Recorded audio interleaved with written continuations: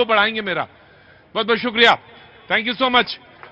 बातचीत के सिलसिले को शुरू करेंगे। वो जो लोग आज मौजूद हैं उन सबका बहुत बहुत स्वागत। मुझे मालूम है बेहद उमस और गर्मी बहुत ज्यादा, शुक्रिया, लेकिन इस गर्मी में भी, इस उमस में भी आप यहां पे मौजूद हैं, बहुत बहुत शुक्रिया, थैंक यू सो मच।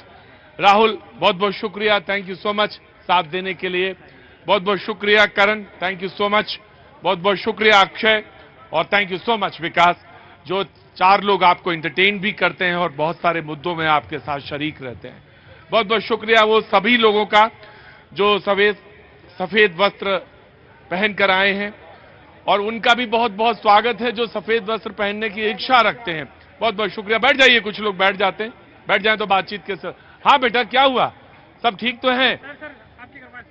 अच्छा बोलो, कहाँ से आना हुआ? सर मैं पहले भी आया था सर। हाँ तो क्या हो गया? बस एक बार मौका मिला एक बार बोलने का, तो बस एक बार और बोलने का। Yes sir. क्या काम करते हो बेटा? सर स्टूडेंट हूँ सर, बस जा रहा हूँ, 4-5 दिन में जाने वाला हूँ मैं। कहाँ जाने वाले हो? चेक करने। एमटेक करने? हाँ तुम एक बार आए थे, बीच में आए थे, ठीक है। तो इतना बोलने का वो कहाँ से मैटर आ गया तुम्हारे पास एकदम से? हाँ सर, बस हम सर कहते ना, मरते मरते जो करना चाहो कर दो आदमी। नहीं नहीं नहीं नहीं, अरे कैसी बात करते हो, मरते मरते क्या? अभी तो ना जाने कितने लोग बोलेंगे, कितने लोग आए हैं बोलने के लिए, तैयारी करके आए हैं, सफेद कुर्ते में पूरा कलफ करके आए हैं कि एक बार मौका मिल जाए, बस माइक तो छोड़ना ही नहीं है। बहुत बहुत शुक्रिया, थैंक यू सो मच। मैं आता हूं बेटा, जरूर तुम बोलो, मैं तुम्हारी प्रतीक्षा में ही था। जो लोग आज मौजूद हैं उनसे तारुफ करा देता हूं मैं। यासिर खान साहब बीजेपी का पक्ष रखने के लिए मौजूद हैं, बहुत बहुत शुक्रिया। डॉक्टर अजय उपाध्याय जी कांग्रेस का पक्ष रखने के लिए मौजूद हैं, बहुत बहुत शुक्रिया, thank you so much. S K Datta साहब बहुत बहुत शुक्रिया, राजनीतिक विश्लेषक। बिलाल खान साहब बहुत बहुत शुक्रिया, thank you so much. Alok Vats साहब बहुत बहुत शुक्रिया, बहुत बहुत शुक्रिया, thank you so much. Rahul Lal ji बहुत बहुत शुक्रिया, thank you so much. Swati ji thank you so much. Naval Upadhyay ji बहुत बहुत शुक्रिया। अनवर जी कुछ देर में मौजूद रहेंगे, बहुत बहुत शुक्रिया, थैंक यू सो मच। और अमित श्रीवास्तव जी, तमाम इन सारे लोगों का बहुत बहुत स्वागत है। बातचीत के सिलसिले को भैया जी कहीं में एक बार फिर से मैं जोड़ने के लिए यहां पे हाजिर हूं। वो तमाम सारे नन्हे मुन्ने बच्चे जो आए हैं, कहां से आना हुआ आपका? कहां से रहती हैं आप? कहां रहती हैं? दिल्ली में। क्या नाम है आपका? रूही। बहुत गर्मी है, थोड़ी देर 5 मिनट रुकिएगा, उसके बाद चली जाइएगा। बहुत ज्यादा गर्मी और बहुत ज्यादा उमस जी। सबसे ज्यादा बेचैन वो जो लोग हैं, मैं उनसे ही बातचीत का सिलसिला शुरू कर लेता हूं। पहले तो एक नवयुवक है और एक इधर मंझे हुए खिलाड़ी नजर आ रहे हैं मुझे, तो मंझे हुए खिलाड़ी के बाद में जाते हैं। पहले वो जो नवयुवक है, एमटेक कर रहे जा रहे हैं आप? एडमिशन हो गया, एमटेक में हो गया है दाखिला? अब अभी मतलब अभी आगे प्रोसेस होगा, मतलब प्रोसेस होगा जी। क्या नाम है आपका? सर नाम आशुतोष है सर। आशुतोष जी, बोलिए आशुतोष जी। सर हम लोगों ने, सर हम बचपन से लेके बाद मतलब 20 साल तक आदमी, आज का आदमी पढ़ता रहता है सर, है ना। अब जैसे मान लो अगर उसे बीटेक की डिग्री लेनी है, तो उसे बीटेक की डिग्री लेने के लिए उसे बीटेक के इतने एग्जाम पास करने पड़ते हैं। उसे किसी भी डिग्री, कोई भी डिग्री चाहिए, कुछ भी, इवन 10वीं भी पास करनी तो उसे इतनी डिग्री लेनी पड़ती है। लेकिन अगर इस देश के अंदर कोई भी व्यक्ति हिंदू या कोई भी व्यक्ति मुस्लिम पैदा होने से कैसे बन जाता है, उसके लिए उसको कुछ टेस्ट क्यों नहीं होते उसकी चीज के लिए? तो मेरा सिर्फ इतना सवाल है कि अगर कोई इंसान अपने आप को हिंदू कहलाना, तो उसको उसके लिए ग्रंथ पढ़े जाए और उसका टेस्ट लिया जाए, उसके बाद वो हिंदू कहलाया जाए। सवाल ये है कि इंसान है या हिंदू मुसलमान हैं। तो कुल मिला के जो बातचीत के सिलसिले को हमने आगे बढ़ा दिया, और ये जो लोग यहां पे मौजूद हैं इस बात पे आगे बढ़ेंगे, लेकिन इस पे बढ़े क्योंकि आपने जिक्र हिंदू मुसलमान का छेड़ दिया, तो मैं एक बात कहना चाहूंगा। तमाम सारे लोग जो आज यहां मौजूद हैं, बराए मेहरबानी आप सबसे बहुत बहुत इल्तिजा है और हाथ जोड़कर विनती है कि कृपया उन मसाइलों का, उन प्रतीकों का, उन बिंबों का, उन उदाहरणों का यहां पे उल्लेख ना करिएगा। अगर पानी नहीं लेके आए हैं तो कृपया उन बातों का जिक्र मत करिएगा जिनसे आग फैलती है। मैं बिल्कुल मना कर रहा हूं आपसे, बिल्कुल मना कर रहा हूं कि कृपया मत करिए। सार्वजनिक जगह पे खड़े होकर शो करता हूं, तमाम सारे लोगों के हितों को ध्यान में रख के कहता हूं कि कृपया हिंदू मुसलमान मत करिए। यहां पे वो जगह नहीं है। बाकी बड़ी बड़ी दुकानें और हैं, उन दुकानों में जिक्र करिए, उनकी दुकानें चलेंगी, लेकिन ये इस दुकान में ऐसा ही रहेगा। मैं बहुत साफ तौर से बोलता हूं कि हिंदू मुसलमान का जिक्र मत करिएगा, बातचीत का सिलसिला जोड़ता हूं। अरोड़ा जी कैसे हैं आप? ठीक हैं, बहुत बढ़िया, बहुत बहुत शुक्रिया। बातचीत शुरू करूं या कुछ बोलना चाहते हैं लोग? पहले हाँ, आपसे बात करनी थी मुझे। कहां से आना हुआ आपका? गोरखपुर। गोरखपुर से बहुत बहुत स्वागत है आपका, गोरखपुर से आए हैं जी। क्या नाम हो गया साहब आपका? राकेश यादव। राकेश यादव जी, बहुत बहुत स्वागत है राकेश जी, बोलिए। एक व्यक्ति जो भ्रष्टाचार के मुद्दे पर इस देश में आया और 2 करोड़ नौकरी हर साल देने का वादा, 15 लाख रुपया रोज लोगों के खाते में डालने का वादा, वो कहां गए सारे वादे? किस तरीके के वादे आपने किया था? आज महिला उत्पीड़न, 400 रुपए का सिलेंडर, 1200 रुपया, महंगाई चरम सीमा पर। आखिर आप किस मुद्दे पर आए और कहां चले गए? आज हिंदू मुसलमान करके ही आप सत्ता में काबिज हैं। कृपया आप जो रोजगार, जो महिलाओं का जो है आपने सुरक्षा की बात की थी, 15 लाख रुपया लोगों को देने की बात कही थी, उन बातों पर आप सत्ता में जी जी बिल्कुल, आप बोलिए, मैं आपका स्वागत करता हूं जी। हाँ जी, पहले जो था सर 2002 में 80 रुपए दिहाड़ी कमाने के बावजूद भी 5,000 रुपए की तनख्वाह होती थी और पोस्टमैन से पैसा घर भेजते थे हम लोग। तो 80 रुपए में हम लोग पहले कितना था, 80 रुपए मिलता था, और आज 15,000 रुपए सैलरी मिलती है। और 15 लाख रुपए क्या आपको मुफ्त में दे देंगे मोदी सरकार?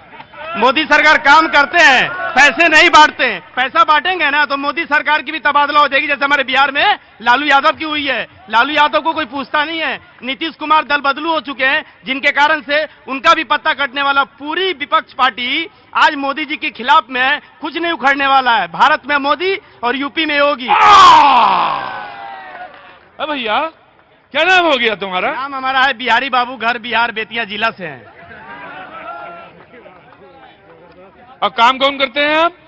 काम तो हम भी पहले छोटा मोटा पत्रकारिता करते थे, लेकिन अब घूमते घूमते आप लोगों के बीच में रह करके मैंने मोदी जी का बहुत बड़ा भक्त हूं। क्योंकि उन्होंने किसी को देना नहीं सीखा, बस उन्होंने उजागर करना सिखाया कि आज जो पैसा हम लोग कोरियर पे देने जाते थे और पैसा छीन जाता था, आज हम लोग यूपीआई करते हैं। पैसा कितना भेजना भैया? 1500 लोग गया, क्या हुआ?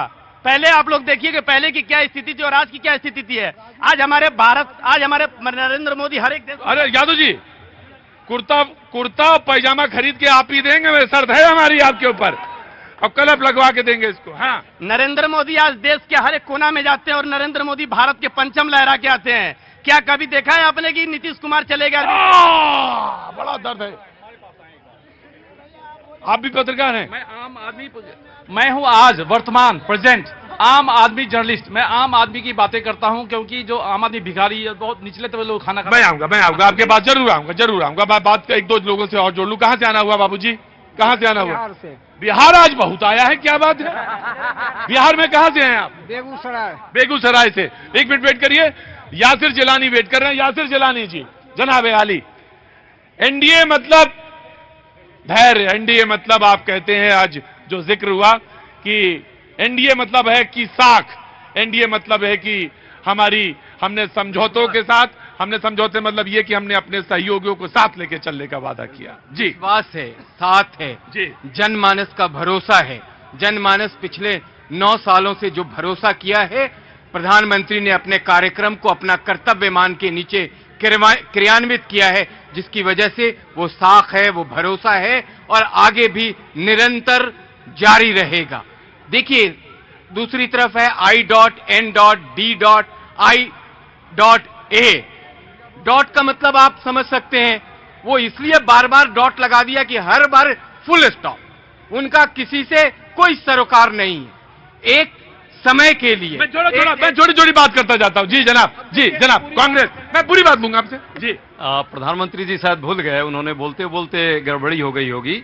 एनडीए का मतलब है नेशनल दगाबाज अलायंस, नेशनल धोखाबाज अलायंस और नेशनल दंगाबाज अलायंस। मैं ये मानता हूं। क्यों? दंगा जहां जहां हुआ पूरा देश देखा, कौन सी पार्टियां थी। नेशनल दगाबाज क्यों कहता हूं? भाई से भाई किसने लड़वाया, मां से बेटे को अपना दल किसने लड़वाया, भतीजे और चाचा को किसने लड़वाया, पूरा देश देख रहा है। तो घर में फूट करना और राजनीति करना, ये एनडीए का लक्षण है। एनडीए की बात यदि बस वेरी क्विक। दंगाबाज इन्होंने कहा है। असम एकॉर्ड भूल गए क्या? लाखों लोगों की हत्या असम एकॉर्ड के अकॉर्डिंग 1983 में हुई। किसकी सरकार थी? 1984 में जब बड़ा पेड़ गिरता है तो धरती डोलती है। किसने कहा था लाखों सिख भाइयों का नरसंहार और दंगा कराने वाली ये कांग्रेस ये दंगे की बात करेगी? भाई उन्होंने कहा तो अकाली दल के पास नहीं था, हमने उनसे ठीक ठाक एमएलए थे, हमने उनसे कहा नहीं, मांगा नहीं ना, हमने उनसे कहा कि उप मुख्यमंत्री बनाइए, तो हमने तो त्याग वाली पार्टी है। देखिए, एनडीए का मतलब जो एनडीए 1998 में बनी थी 25 साल पहले, उसमें से एक मेंबर 14 पार्टियां बनी थी, एक कोई ऐसा व्यक्ति ये बता दें, दावे के साथ मैं कहता हूं कि जिसका इनके साथ संबंध रहा और वो छोड़ के इनको नहीं गए। एनडीए का मतलब आप जानते हैं, एनडीए का मतलब मजबूरी नहीं है, मजबूती है। 9 साल में एनडीए सरकार ने जो करके दिखाया है, 10 साल में 2014 से पहले आपने नहीं करके दिखाया। यूपीए, आप तो मजबूरी में गठबंधन कर रहे हैं जो इंडिया का कर रहे हो। इंडियन नेशनल कांग्रेस जो अंग्रेजों के नाम की विरासत है, आप उसके नाम पर चल रहे हो। भारतीय जनता पार्टी एनडीए की सरकार, उसका मतलब है कि वो एक मजबूती का गठबंधन है। आया कहां से आए भैया? बिहार से। क्या बनाते हो? क्या बनाते हो? पकौड़ा? अच्छा ब्लॉग। आया आया आया आया सतीश ने अभी एनडीए का फुल फॉर्म बताया है, इनको इंडिया का बता दूं मैं। इंडिया का मतलब होता है इंदिरा, नेहरू, दामाद जी, इंक्लूसिव और एंटोनियो। और दूसरी देखिए नाम नहीं बिगाड़ना चाहिए बाजी में, किसी को व्यक्तिगत तौर से नहीं कहना चाहिए। तो इन्होंने दूसरी बात, जो नाम रखा है ना, अब गोबर को हम गुलकंद बोलेंगे ना तो उसमें खुशबू नहीं आएगी। यूपीए जो है इंडिया कर लो, वही रहेगा जो पहले। गोबर को गुलकंद नहीं बना सकते आप जी। मैं आया बेटा, आया जी। देखिए, एनडीए का मतलब जो अलग अलग चीजें कही गई, अरे एनडीए का मतलब जनता क्या मान रही है? एनडीए का मतलब है केंद्रीय एजेंसियों का दुरुपयोग, एनडीए का मतलब सीबीआई का दुरुपयोग, ईडी का दुरुपयोग, पूरे दुनिया जान चुकी है। अब तो सुप्रीम कोर्ट ने भी मोहर लगा दिया। एनडीए का मतलब है असंवैधानिक। जब सुप्रीम कोर्ट ने राज्यपाल के, महाराष्ट्र के राज्यपाल के कार्य को असंवैधानिक बताया, जब सुप्रीम कोर्ट ने सीधे सीधे ईडी के कार्यकाल को भी असंवैधानिक बताया, तो ये है जनता के बीच में एनडीए का मतलब। उसको चाहे लोग कितना भी महिमा मंडित कर ले, और इंडिया के बीच में डॉट लगाने वाले लोग सावधान हो जाए। आप इंडिया को इंडिया कहने के लिए कहना कीजिए, आज नहीं तो कल आपको इंडिया कहना पड़ेगा आपको। भारत सरकार को बदनाम करने के लिए इंडिया ने कभी विदेशों का सहारा नहीं लिया, विदेशों का सहारा नहीं लिया। इंडिया ने कभी विदेशों का सहारा नहीं लिया। अरे भाई बैठ जाओ, बैठ जाओ, बैठ जाओ, बैठ जाओ, बैठ जाओ, बैठ जाओ, बैठ जाओ, बैठ जाओ जी। आया वो सब आया जी। इंडिया I.N.D, आगे नहीं जाता हूं, समझा देता हूं। बहुत आराम से, बहुत अच्छी जगह खड़े हैं आप, बहुत अच्छी जगह मजे ले रहे हैं आप जी। समझा देता हूं। I for illogical, N for natureless, D for destructive, I for irrelevant, A for alliance. ये सच्चाई है इंडिया का। I शून्य यानी कि रसगुल्ला, D शून्य रसगुल्ला, N शून्य रसगुल्ला। अधीर रंजन चौधरी कहते हैं, जब आज दिल्ली के ऊपर जब ये कानून पेश किया गया, अरे ये तो चोल ना, बहुत गलती हो गई है। मैं कहता हूं, चिदम्बरम साहब ने जब अधीर रंजन जी कहा था कि भारत सरकार के अधिकार क्षेत्र में जब चाहे दिल्ली को लेके संशोधन कर सकते थे, तो अधीर रंजन चौधरी जी कृपया बता दीजिए, क्या चिदम्बरम साहब इलॉजिकल था क्या?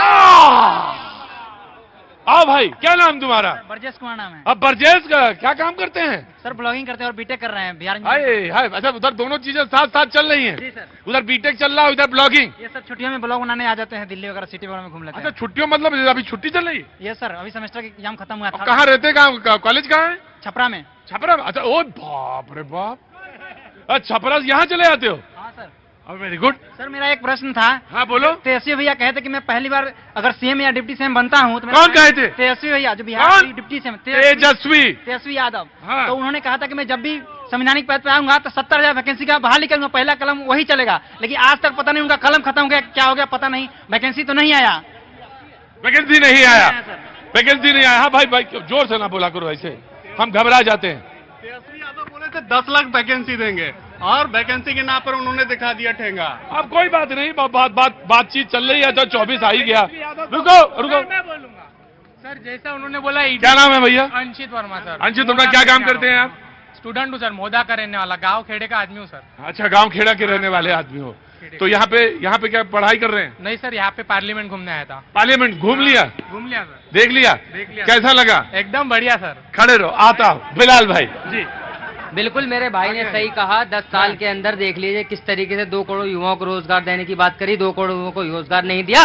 10 साल के अंदर महंगाई कम करने की बात करी, महंगाई आज कहां पर है। और सुन लीजिए 10 साल के अंदर की बात करें, मणिपुर का क्या हाल कर दिया, आज हरियाणा में क्या हाल हो रहा है। 10 साल में इन लोगों ने ये दिया, हिंदू मुसलमान 10 साल के अंदर कर दिया, मंदिर मस्जिद 10 साल के अंदर कर दिया। देश में इतनी गंदी राजनीति कर दी, हिंदू को मुसलमान से लड़ाने का काम कर दिया। ये इन्होंने 10 साल में किया है। क्या वादे पूरे करें 10 साल के अंदर, बताइए भाई। आप लोग लड़ा रहे हैं, आपको मालूम है भारतीय जनता पार्टी बिल्कुल भी सही काम नहीं कर रही। अगर सही काम करती होती तो आज आप लोगों को ये करना नहीं पड़ता, ये नहीं जताना पड़ता कि किस तरीके से आज हम लोग काम कर रहे हैं। काम कहाँ कर रहे हैं, आप लोग लड़ाने का काम कर रहे हैं और इंडिया की बेइज्जती कर रहे हैं। अगर गठबंधन से सारे लोगों को इंडिया का नाम रख दिया तो उसको अपमान बता रहे हिंदुस्तान।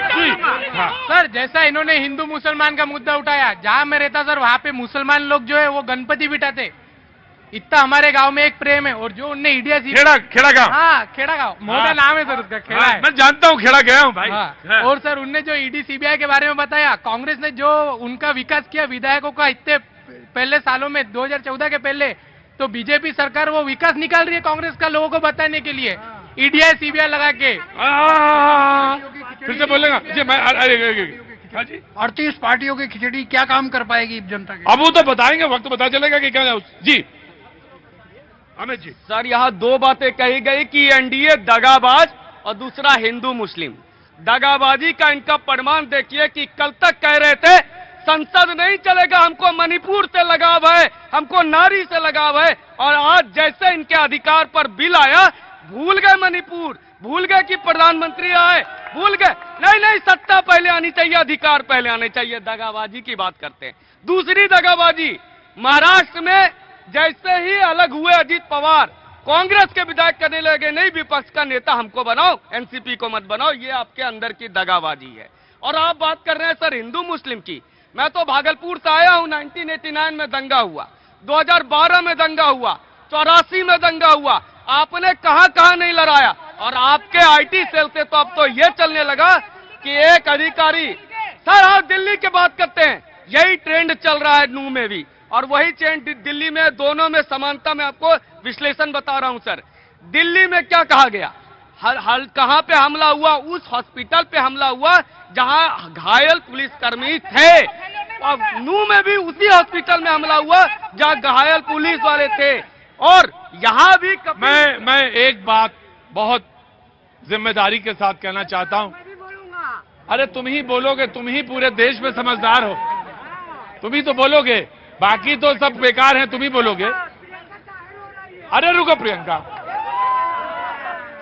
मैंने एक बात बहुत,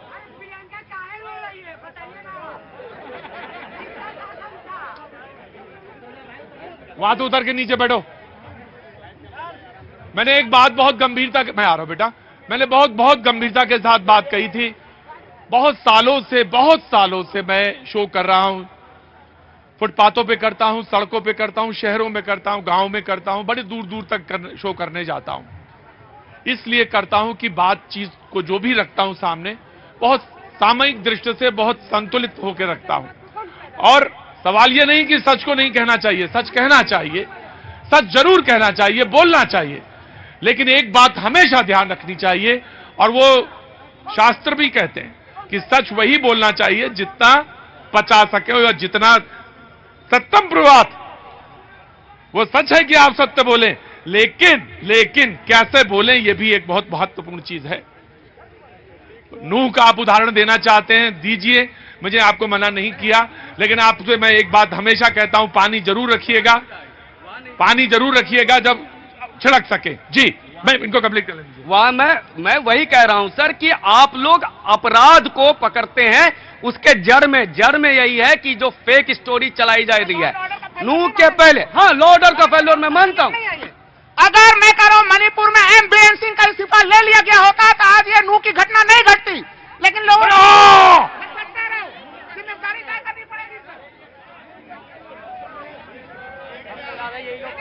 हाँ जी सबसे ज्यादा इन्हीं से ही होता है। मैं आपसे राहुल कहना चाहता हूं, आप पत्रकार भी हैं, आप सारे हिंदुस्तान के प्रतिष्ठित पेपरों में लिखते हैं, लेकिन एक बात मैं कह रहा हूं, मणिपुर से नूह की तुलना कैसे, मैं जानना चाहता हूं, मणिपुर से नूह की तुलना मैं जान नहीं नहीं नहीं मैं सिरे से मैं बस जी, मैं सिरे से नूह की घटना को काटता हूं। मैं नूह पे कोई डिस्कस नहीं करूंगा, क्योंकि मैं खुद पानी छिड़क नहीं सकता वहां पे, तो नमक छिड़कने का मेरा कोई इख्तियार नहीं है। अगर मैं पानी लाया हूं तो नूह में डालूं, नमक मत छिड़किए। कौन सही कौन गलत न्यायालय तय करेगा।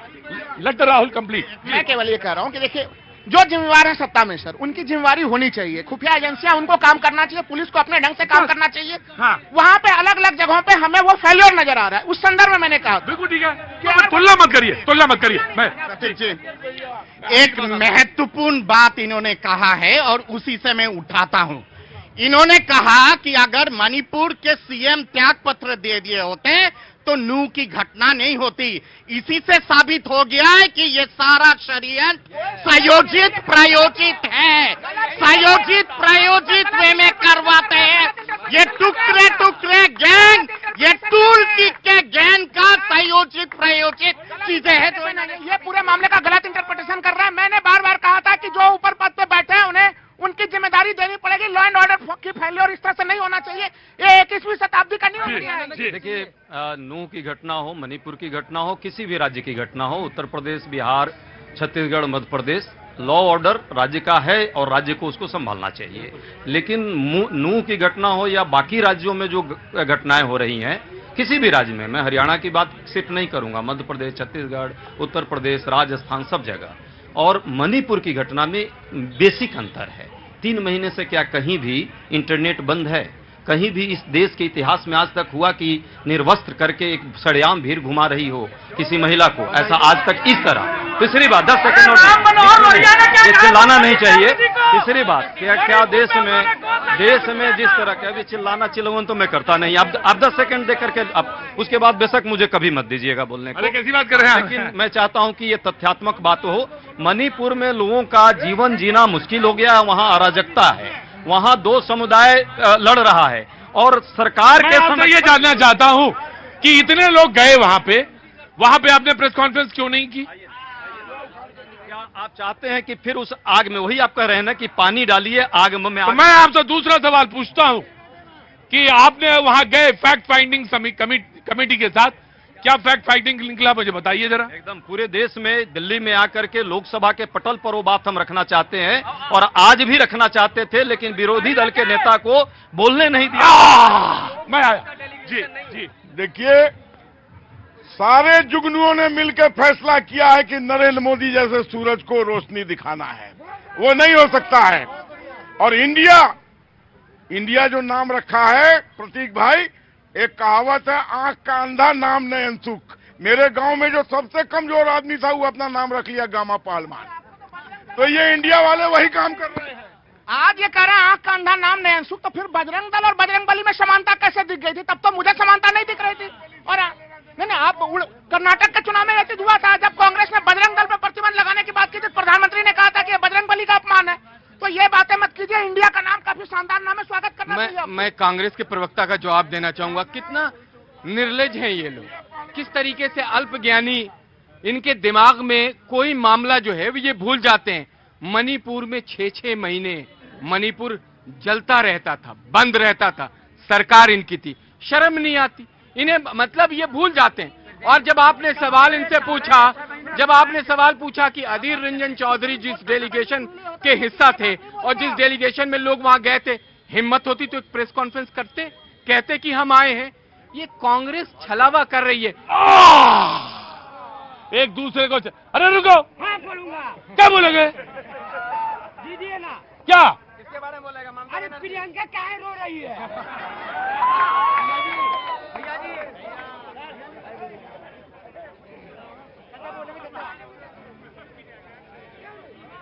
24 अभी दूर है, थोड़ा दूर है, तो जी लेने दो आराम से।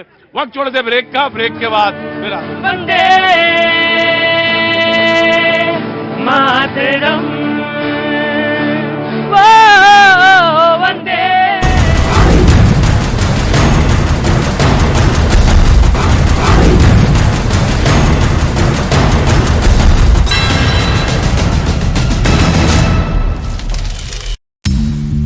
अटैक की जिम्मेदारी तो नहीं ली, लेकिन दो टूक कहा कि रूस की जंग की आंच अब उसे ही जलाने लगी है, क्योंकि रूस लगातार यूक्रेन पर अपनी राजधानी मॉस्को को निशाना बनाने का आरोप लगा रहा है। और एक दिन पहले भी रूस के रक्षा मंत्रालय ने दावा किया कि यूक्रेन ने मॉस्को पर अटैक करने के लिए 3 ड्रोन लॉन्च किए, मगर वो अपने मकसद में कामयाब नहीं हो पाया, क्योंकि रूस ने उसके तीनों के तीनों ड्रोन मार गिराए। और पहले ड्रोन को तो रूस के एयर डिफेंस सिस्टम ने मॉस्को के बाहरी इलाके में ही ढेर कर दिया, और बचे हुए बाकी 2 ड्रोन भी रूस के इलेक्ट्रॉनिक वॉरफेयर सिस्टम ने जाम कर दिए, जिससे वो अपना कंट्रोल खो बैठे और एक बिल्डिंग कॉम्प्लेक्स से जा टकराए।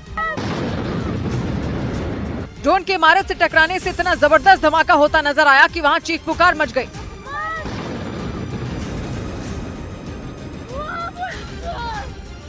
यूक्रेन के बॉर्डर से मॉस्को करीब 500 किलोमीटर की दूरी पर है।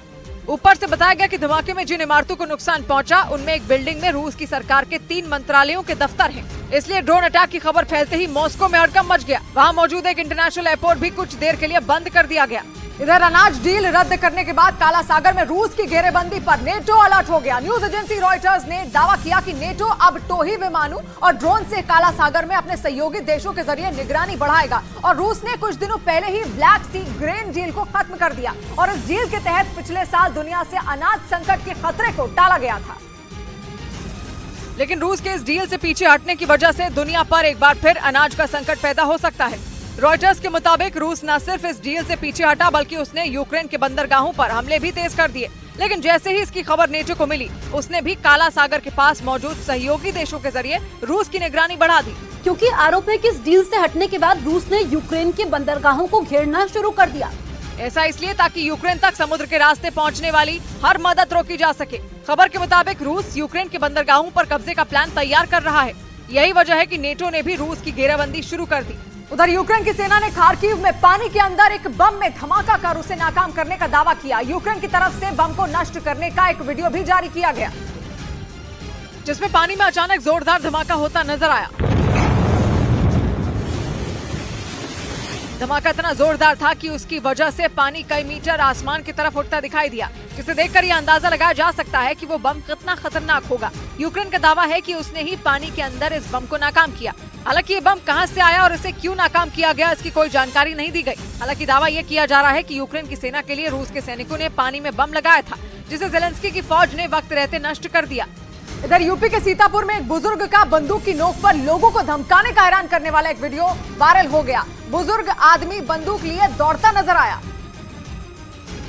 और वहां मौजूद लोगों को गोली मारने की धमकी देने लगा। इसका जो वीडियो सामने आया, उसमें वो आदमी लोगों पर बंदूक तानता दिखा। इस दौरान उसके पीछे कुछ लोग भी भागते नजर आए, जो उसे रोकने की कोशिश कर रहे थे। आजा गोली मार के दिखा।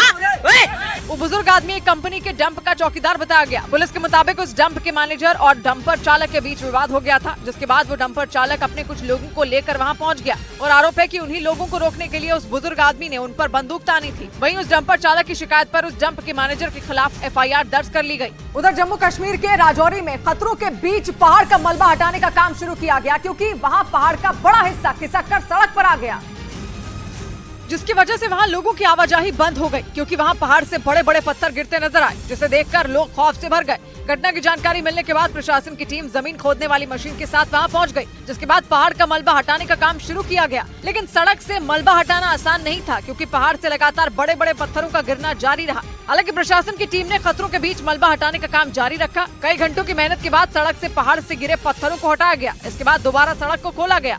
इस बीच राजस्थान के भीलवाड़ा में एक स्कूल में एक छात्रा की पानी की बोतल से छेड़छाड़ के मुद्दे पर हुए बवाल के बाद पुलिस को हालात संभालने के लिए लोगों पर लाठीचार्ज करना पड़ा। लोगों ने आरोप लगाया कि कुछ छात्रों ने उस छात्रा की बोतल में पेशाब कर दी, जिससे गुस्साए लोगों ने जमकर हंगामा किया। थोड़ी ही देर में वहां के हालात बेकाबू हो गए, जिसके बाद पुलिस को लाठीचार्ज करना पड़ा। जो वीडियो सामने आया, उसमें वहां कई लोग पुलिस से बहस करते दिखाई दिए। देखते ही देखते बात इतनी बढ़ गई कि लोग पुलिस वालों के साथ धक्का मुक्की करने लगे।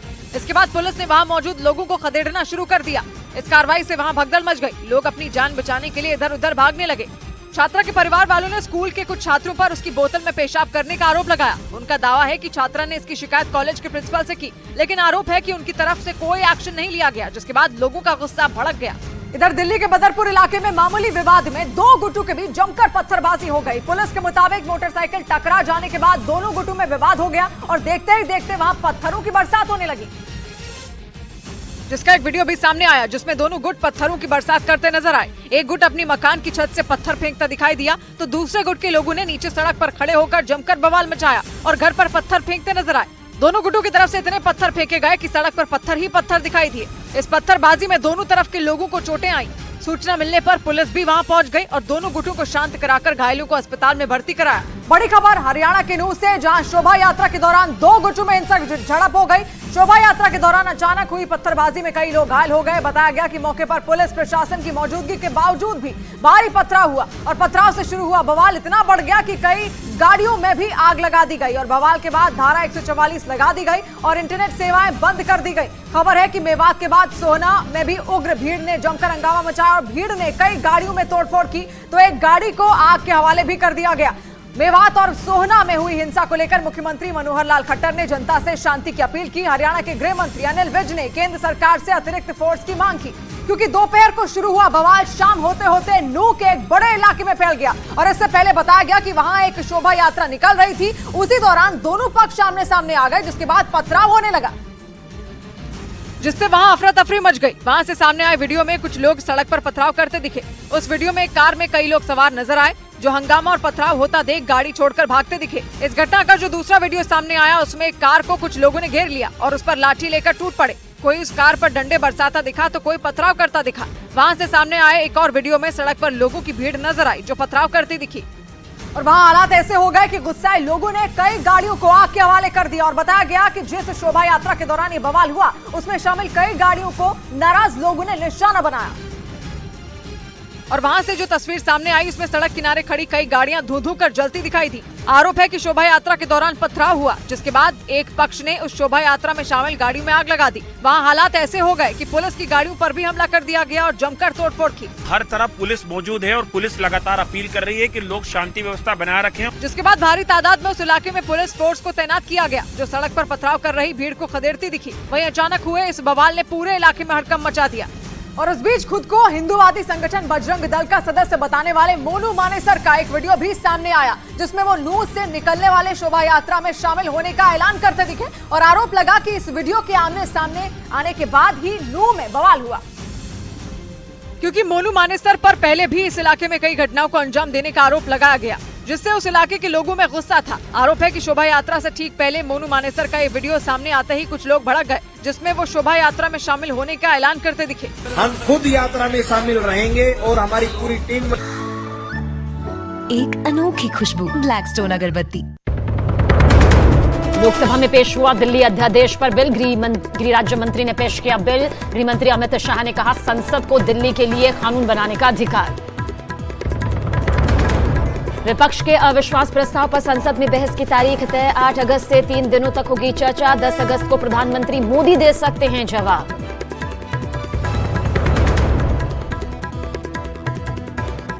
प्रधानमंत्री मोदी ने पुणे में कई परियोजनाओं का किया उद्घाटन। कांग्रेस के मुफ्त चुनावी वायदों पर किया बड़ा हमला। बोले फायदे के लिए खजाना खाली करने वालों से देश को नुकसान।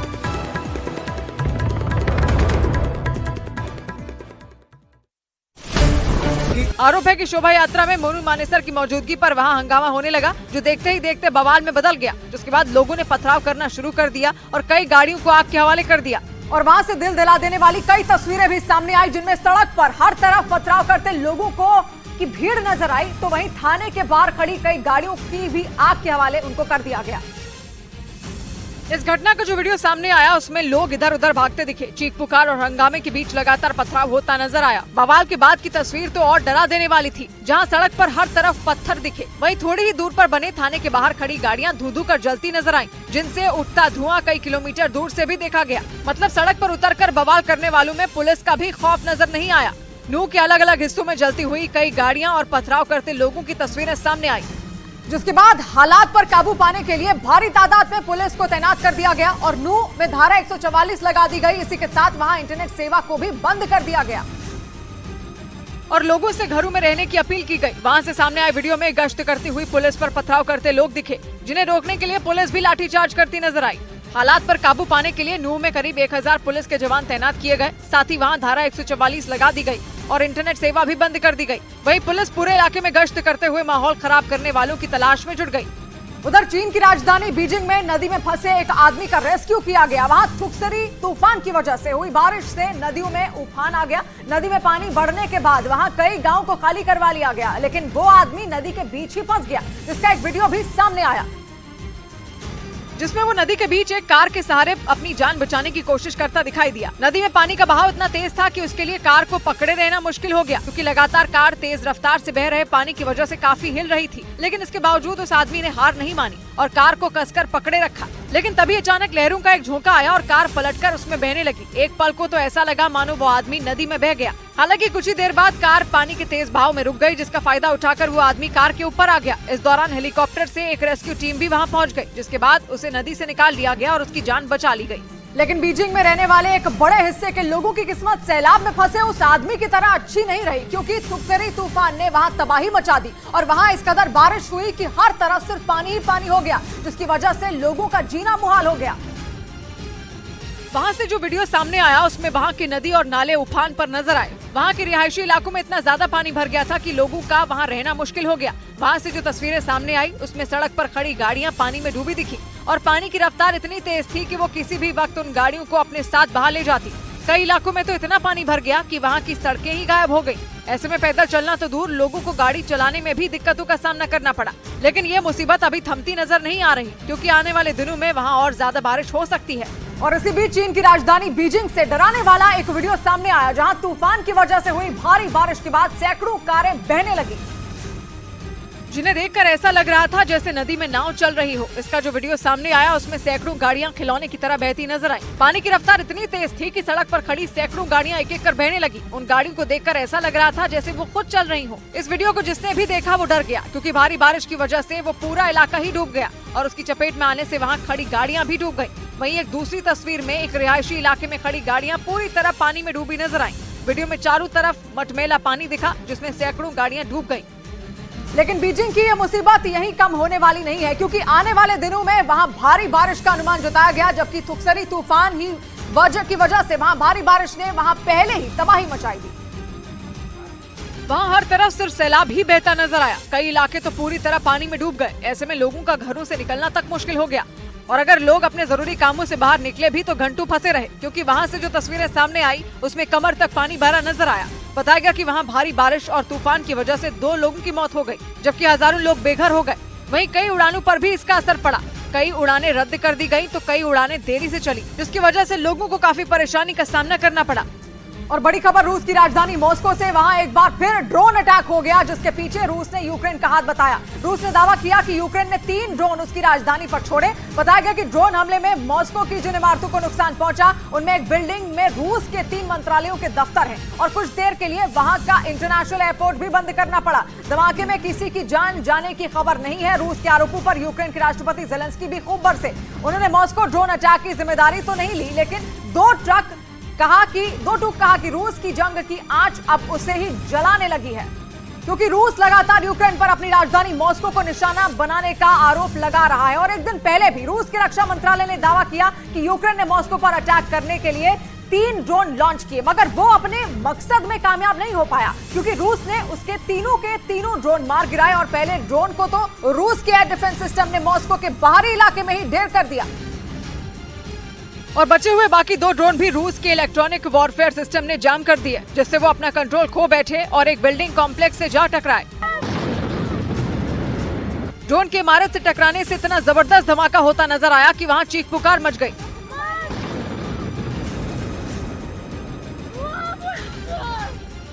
यूक्रेन के बॉर्डर से मॉस्को करीब 500 किलोमीटर की दूरी पर है। ऊपर से बताया गया कि धमाके में जिन इमारतों को नुकसान पहुंचा उनमें एक बिल्डिंग में रूस की सरकार के 3 मंत्रालयों के दफ्तर हैं। इसलिए ड्रोन अटैक की खबर फैलते ही मॉस्को में हड़कंप मच गया। वहां मौजूद एक इंटरनेशनल एयरपोर्ट भी कुछ देर के लिए बंद कर दिया गया। इधर अनाज डील रद्द करने के बाद काला सागर में रूस की घेरेबंदी पर नेटो अलर्ट हो गया। न्यूज एजेंसी रॉयटर्स ने दावा किया कि नेटो अब टोही विमानों और ड्रोन से काला सागर में अपने सहयोगी देशों के जरिए निगरानी बढ़ाएगा। और रूस ने कुछ दिनों पहले ही ब्लैक सी ग्रेन डील को खत्म कर दिया और इस डील के तहत पिछले साल दुनिया से अनाज संकट के खतरे को टाला गया था। लेकिन रूस के इस डील से पीछे हटने की वजह से दुनिया पर एक बार फिर अनाज का संकट पैदा हो सकता है। रॉयटर्स के मुताबिक रूस न सिर्फ इस डील से पीछे हटा, बल्कि उसने यूक्रेन के बंदरगाहों पर हमले भी तेज कर दिए। लेकिन जैसे ही इसकी खबर नेटो को मिली, उसने भी काला सागर के पास मौजूद सहयोगी देशों के जरिए रूस की निगरानी बढ़ा दी। क्योंकि आरोप है कि इस डील से हटने के बाद रूस ने यूक्रेन के बंदरगाहों को घेरना शुरू कर दिया। ऐसा इसलिए ताकि यूक्रेन तक समुद्र के रास्ते पहुंचने वाली हर मदद रोकी जा सके। खबर के मुताबिक रूस यूक्रेन के बंदरगाहों पर कब्जे का प्लान तैयार कर रहा है। यही वजह है कि नेटो ने भी रूस की घेराबंदी शुरू कर दी। उधर यूक्रेन की सेना ने खार्किव में पानी के अंदर एक बम में धमाका कर उसे नाकाम करने का दावा किया। यूक्रेन की तरफ से बम को नष्ट करने का एक वीडियो भी जारी किया गया, जिसमें पानी में अचानक जोरदार धमाका होता नजर आया। धमाका इतना जोरदार था कि उसकी वजह से पानी कई मीटर आसमान की तरफ उठता दिखाई दिया, जिसे देखकर यह अंदाजा लगाया जा सकता है कि वो बम कितना खतरनाक होगा। यूक्रेन का दावा है कि उसने ही पानी के अंदर इस बम को नाकाम किया। हालांकि ये बम कहां से आया और इसे क्यों नाकाम किया गया, इसकी कोई जानकारी नहीं दी गई। हालांकि दावा यह किया जा रहा है कि यूक्रेन की सेना के लिए रूस के सैनिकों ने पानी में बम लगाया था, जिसे जेलेंस्की की फौज ने वक्त रहते नष्ट कर दिया। इधर यूपी के सीतापुर में एक बुजुर्ग का बंदूक की नोक पर लोगों को धमकाने का ऐलान करने वाला एक वीडियो वायरल हो गया। बुजुर्ग आदमी बंदूक लिए दौड़ता नजर आया और वहां मौजूद लोगों को गोली मारने की धमकी देने लगा। इसका जो वीडियो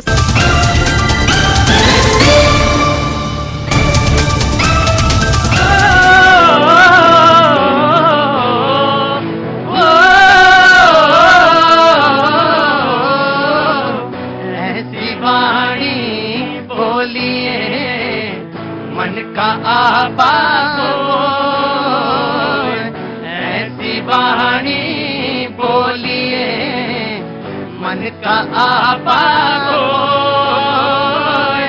और इनको शीतल करे और इनको शीतल करे आप शीतल हो कबीरा आप शीतल हो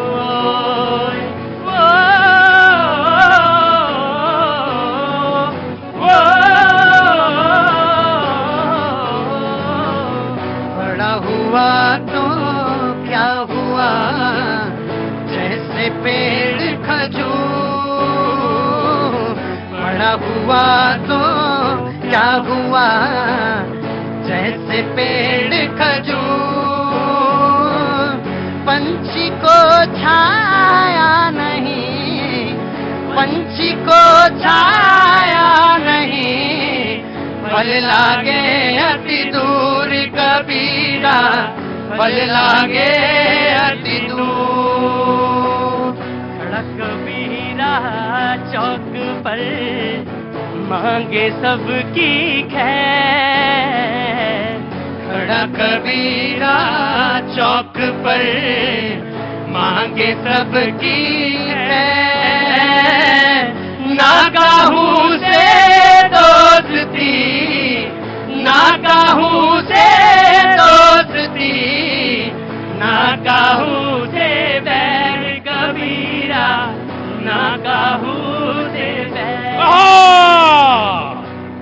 ना काहू से दोस्ती ना काहू से बैर। बहुत बहुत स्वागत है, थैंक यू सो मच भैया जी। कहीं में आपका एक बार फिर से स्वागत है। वो तमाम सारे लोग जो बिखरे हुए थे एक बार फिर से आ गए, अपनी जगह पहुंच गए हैं, सब अपने अपने शो से कहीं से निपटाप के। बहुत बहुत स्वागत है। ये शो ही ऐसा है, आप कहीं भी रहें दिल तो आपका मेरे ही पास रहता है। बहुत बहुत शुक्रिया, थैंक यू सो मच। लौट के आ गए, बहुत बहुत स्वागत है सबका। बहुत दूर से लोग कुछ आज नए भी आए हैं। एक दो चीजें पूछ के सीधे शो पे लौटता हूं। अरोड़ा जी आपकी इजाजत है? थैंक यू सो मच जी। सर मैं कांग्रेस से पूछना चाह रहा हूं, उनको दूध पीना है या किसी भैंस का पीना है? जब प्रधानमंत्री जी चर्चा कराने के लिए तैयार है तो इस नियम में करनी है उस नियम में करनी है, अमित शाह जी जो है ना बयान दे रहे हैं, तो उनको क्या दर्द हो रहा है? इसका मतलब ये साफ है कि चर्चा कराना ही नहीं चाहते। कहां से आना हुआ सर आपका?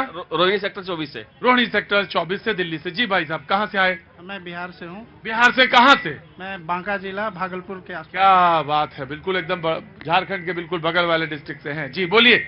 एक्चुअली मैं ये कहना चाहता हूँ, हमेशा लोग नेगेटिव क्यों बोलते हैं, एनडीए को क्यों बदनाम करते हैं या यूपीए जो भी हो, एनडीए को नेशनल डिफेंस एसोसिएशन क्यों नहीं कह सकते हैं? अरे भाई ये कैसे कह दे कि प्रतीक को बाबा जी क्यों नहीं कह सकते? बाबा जी को प्रतीक, अरे बाबा जी हैं और प्रतीक जी हैं।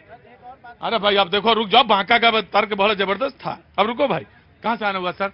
मैं रांची से हूँ सर। रांची से हैं, क्या नाम हो गया साहब? संजय कुमार सर। संजय की कुछ कहना चाहते हैं? बिल्कुल सर, मैं पहली बार आपका शो देखने आया हूँ सर, और मैं ऑफिस से निकलते ही मिसे से कहता हूँ भैया जी शो आने वाला है, खोल के रखो, मैं आ रहा हूँ। तो आज यहाँ जब आप आए तो निराशा हुई होगी, बड़े बड़े महारथियों को देख के आपको तो निराशा ही होगी। कितना हल्ला मचाते हो, तुमको रोज रांची से देखने चला आ रहा है आदमी, और तुम इतना हल्ला मचाते हो। हल्ला नहीं सर, जो सच्चाई है वो आज खाओ कसम, पकड़ो कान की, हाथ से हल्ला नहीं मचाएंगे। हाथ से हल्ला नहीं मचाएंगे। तुम बिल्कुल वैसे ही हो जैसे चिकने चुपड़े में पानी पड़े वो फिसल गया, अभी थोड़ी देर में चिल्लाओगे। नहीं सर, बोलूंगा नहीं, लेकिन जो सच्चाई है वो तो बोलूंगा ही। तो चिल्ला क्यों बोलते हो? धीरे से बोलो। अभी धीरे से ही बोल रहा हूँ। ठीक है, बढ़ के। अभी जैसे इन्होंने कहा था एनडीए के बारे में और मणिपुर के बारे में, आपको पता है जब देश में प्रधानमंत्री श्री नेहरू जी थे, पंडित जवाहरलाल नेहरू, उस समय मणिपुर में उन्होंने एक पादरी को जो अपना सलाहकार बनाया, जो एक्स पादरी था, उस समय 1926 में 21 में उस समय वहां के जितने भी ये ईसाई समुदाय के लोग थे 4% थे। उस 2011 में कितने हो गए? 44%। ये धर्मांतरण का जितना ज्यादा केस मणिपुर में चला हुआ है, उस पर राम मनोहर लोहिया जी ने पंडित नेहरू को फटकार लगाई थी, और ये सारी पार्टियां जाती है। आप पहले अपनी कमी को देखिए। दूसरी बात, एनडीए की बात करते हो आप। देखो भाई, हाँ जी, कैसी उच्ची बोल बड़े, भी तो सॉरी बोले तो नहीं बोलूंगा। हाँ तो यही तो है, तब भूल जाते हैं। मैं आया महाराज जी। सर कुछ कहिए। सर मेरा ये कहना था कि जितने मैं प्रवक्ता लोगों का सुनता हूँ सर, ये गांव में बड़ा मैसेज ठीक नहीं जाता है। मैसेज ठीक नहीं जा रहा है? बिल्कुल नहीं सर, आपका प्रोग्राम बड़ा फेमस है, लेकिन भैया लोग कभी बोलते हैं, माननीय हमारे जितने नेता लोग हैं, कभी बोलते हैं टमाटर इतना महंगा है, कभी बोलते हैं कि मणिपुर पर चर्चा करनी है। सार्थक यदि बहस करना है संसद में, तो गाँव के लोग भी जानते हैं कि क्या सार्थक बहस होना है। आप लोग जितना भी करिए, लेकिन गांव का लोगों का मन है कि किसको वोट देना है, क्या करना है। पहले से तय हो। रुकिए भाई, अब काम की बात करने दीजिए, बड़ा ऑपरेटिव पोर्शन आ गया, सारी माथा पच्ची। 24 का तय हो गया अभी से? तय है सर, गांव के हम लोग कोल माइंस में मैं हूं सर, गांव के लोगों से मुलाकात होता रहता है, लोग यही कहते हैं कि सार्थक बहस नहीं हो रही है। अच्छा, आज अच्छा टमाटर पे लोग बहस चाहते हैं? बिल्कुल चाहते हैं, लेकिन जो सच्चाई यहाँ है वो नहीं लोग बोला जाता है यहाँ से। कहीं टमाटर 20 रुपया है, कहीं 50 रुपया है, कहीं 100 रुपया भी होगा, लेकिन लोग जानते हैं कि सीजनल खेती है, इस समय बाढ़ आई हुई, कहीं बारिश है, सारे धान बह गए खेत के। तो हकीकत तो ये है, टमाटर से कहते कहते बात कहाँ तक चली जाती है, और मुस्कुराहट में सारी कहानी समझ में आ जाती है, सारी कहानी। मैं तो लगाए हुए था माइक देखे, भैया कहाँ तक जाते हैं, और उन्होंने टमाटर के बहाने पूरा चित्रण खींच दिया 24 का। कहाँ से आना हुआ बाबूजी? हम तो दिल्ली से है। अच्छा, दिल्ली के ही रहने वाले खास? मैं बिहार से हूँ। तो मुझे पता चल गया था आप यहाँ दिल्ली के खास रहने वाले नहीं है। तो बिहार में कहाँ से? मैं हाजीपुर से हूँ। हाजीपुर से? वाह, केला दुनिया में मशहूर है हाजीपुर का। मशहूर है। हाँ जी, कुछ कहना चाहते हैं? नहीं, ठीक है। तो बिहार में क्या होगा इस बार? अब देखिए क्या होता है। हाँ, इतनी जल्दी पत्ते नहीं खुलते हैं। जी, मैं आया, पांडे जी से पूछ लें एक बार। जी बोलिए पांडे जी। हमारे भाई साहब कह रहे थे कि प्रधानमंत्री जी से क्यों पूछते हैं। 3 दिन गृह मंत्री जी मणिपुर रह के आए, एफआईआर दर्ज नहीं दर्ज हुई थी, और गृह मंत्री जी का ही फेल्योर है, इसलिए एज ए गार्जियन प्रधानमंत्री जी से ही प्रश्न खड़ा करना बनता है, पहली बात। और दूसरी बात, बहुत शर्मनाक घटना है मणिपुर की भी और हरियाणा की भी। हरियाणा में जो घटना घटित हुई है, 2 मंत्री हैं, एक राव इंद्रजीत जी कैबिनेट मिनिस्टर हैं, कह रहे कोई साजिश नहीं है। दूसरा मंत्री गृह मंत्री हरियाणा अनिल विज जी कहते हैं बहुत बड़ी साजिश है जी। पहले खुद को क्लियर कर ले, फिर विपक्ष पर सवाल करने का प्रयास। बिल्कुल, ये तो बात सही है, लेकिन एक सवाल यह भी बनता है, वीडियो के छाया होने में, पांडे जी वीडियो कब हुआ, घटना कब हुई और कब छाया हुई? छाया मतलब वो कब प्रकाशित हुई? उजागर, बहुत अच्छा शब्द है, उजागर कब हुई? थैंक यू पत्रकार भाई। उजागर कब हुई, कब घटना है, कब उजागर हो रही है, रिपोर्ट कब दर्ज हो रही है, कौन लोग वहां पर मौजूद हैं? सीबीआई ने 7 एफआईआर की है, शायद 6 थी, एक और हो गई एफआईआर, 7 एफआईआर हुई हैं। और बिल्कुल, और निश्चित तौर से ऑफ कोर्स, और बड़े बड़े चीजें निकल के आनी चाहिए, और बहस हो तो हम तो चाहते कि पार्लियामेंट में बहस और वो चीजें निकल के सामने आए, कांग्रेस एंड बीजेपी। प्रतीक जी, ये बड़ा अच्छा प्रश्न आपने किया है, और मैं ये उल्टा प्रश्न आपके माध्यम से इस देश के मीडिया वर्ग से कर रहा हूं, जो सुबह से शाम तक सीमा हैदर चलाता है। उसे ये नहीं पता कि मणिपुर हमारा ही देश का राज्य है, हमारे ही देश के राज्य में महिलाओं के साथ ऐसा अत्याचार अन्याय हो रहा है और इतने दिनों के बाद उजागर क्यों हुआ, इस पर भी प्रश्न। अरे भाई देखो, सीमा का तो मामला ये है कि मोहब्बत में गिरफ्तार हुई, यहां आ गई। सीमा का तो ये मामला, अब वो पगला गए तो मैं क्या करूं। लेकिन मैं बात आपकी ये बात कहता हूं, लेकिन आपको तो उठाना चाहिए था कि आज मुंह तड़के उठ के राहुल गांधी सब्जी मंडी चले गए थे, ये तो आपने नहीं उठाया। आपको बोलना चाहिए था, यह बात कहनी चाहिए थी, ऑफकोर्स कहनी चाहिए। भाई मैं आ रहा हूं जी। दत्ता जी, इसे कहता है व्हाइट वॉशिंग। ये मणिपुर पे गए, नू पे चले गए, बंगाल इनको दिखाई नहीं दिया, राजस्थान दिखाई नहीं दिया, छत्तीसगढ़ दिखाई नहीं दिया, बिहार नहीं दिखाई दिया। अरे बंगाल में महिला एक तरह से उसका व्रत हरण होता है, वो महिला नहीं है। दलित बेटी का सामूहिक बलात्कार होता है राजस्थान में, वो महिला नहीं है। मैं कहता हूं इन लोगों की सद्बुद्धि के लिए, या देवी सर्वभूतेषु लज्जा रूपे नमस्तिता, नमस्तस्मै नमस्तस्मै नमस्तस्मै नमो।